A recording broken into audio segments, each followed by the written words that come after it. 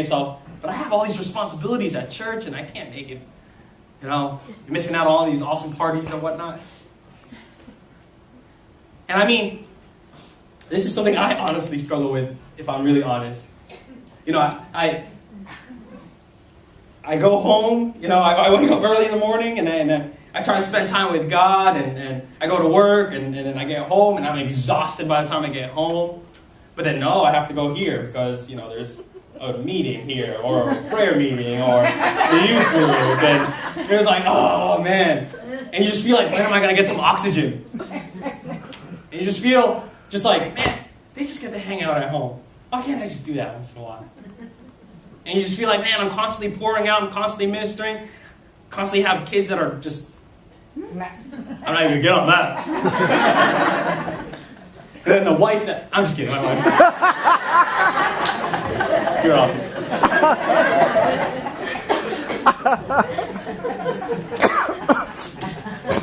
You thought I was, and so you're here, you're struggling, and you get together with your friends. Your friends are like, oh man, yo Luke, man, yo, you missed this awesome party. And I'm like, oh dude, I don't have any parties.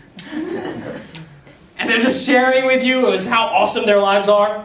This is someone that you're trying to witness to or whatnot. They're just sharing to you how great everything's been going.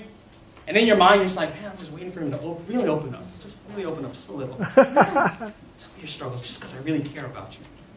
Just a little. But they ain't going to hear anything of that.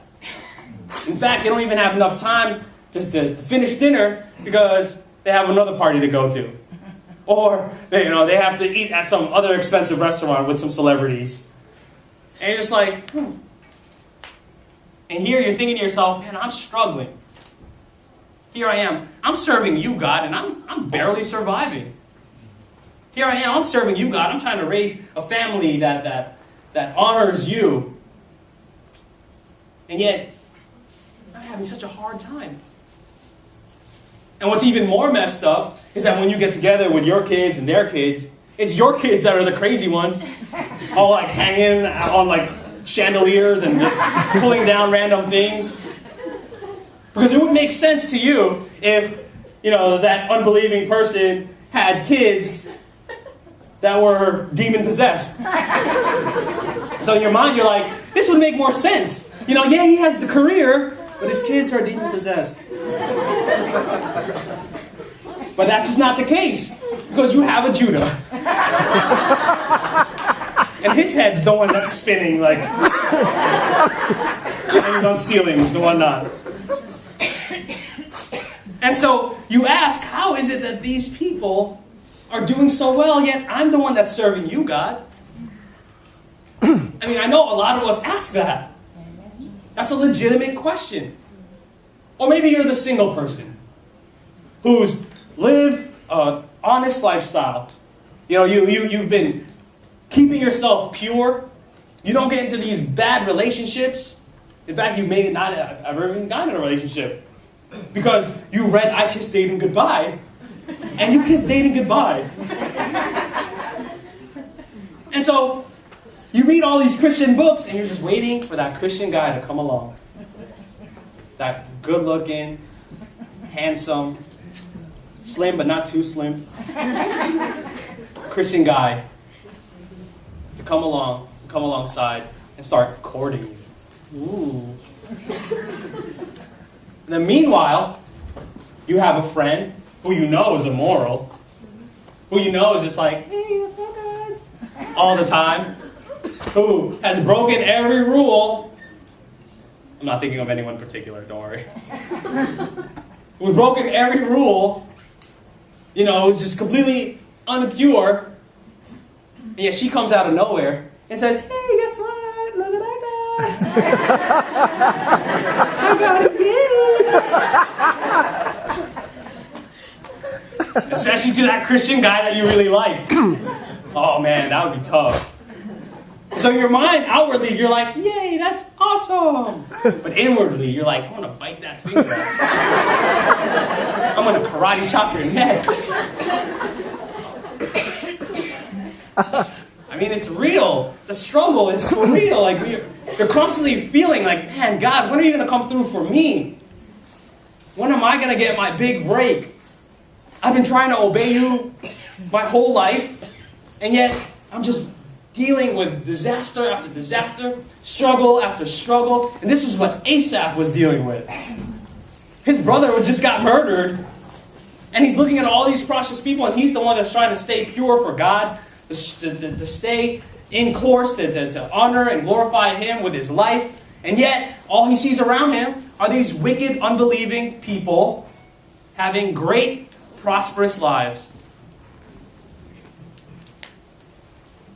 You know, what I find encouraging about this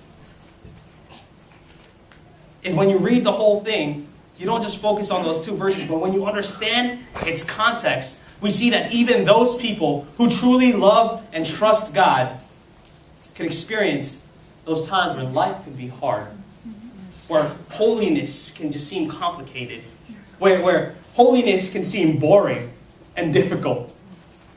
That they deal with that too. So ask yourself, how about you? Is this something that you may be dealing with? Is this something that you may be struggling with? You look around and you see people who don't care about honoring God whatsoever with their lives, and you envy them because their lives just look more simple.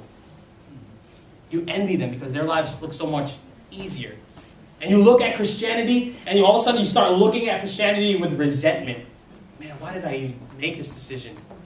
Why did I choose God, or why did He choose me? Now, and you're looking at all this stuff that you are obligated to do. Oh, now I have to do this, because otherwise people will start.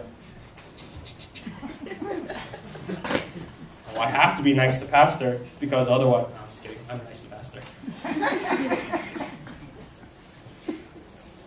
And we start resenting our Christianity. Now, I'm not saying that you want to quit. I'm not saying that you just want to give up and turn your back on Christianity altogether. But it's hard sometimes, isn't it? It's not always that great. And with Asaph, his envy ultimately led him to a place that was spiritually very dark. Led him to a place where he was literally questioning everything that he's lived for. He reached this really low point. And let me just read verse 13 to you guys. He says this: "All in vain have I kept my heart clean and washed my hands in innocence. For all the day long have I been stricken and rebuked every morning. If I had said, I will speak thus, I would have betrayed the generation of your children."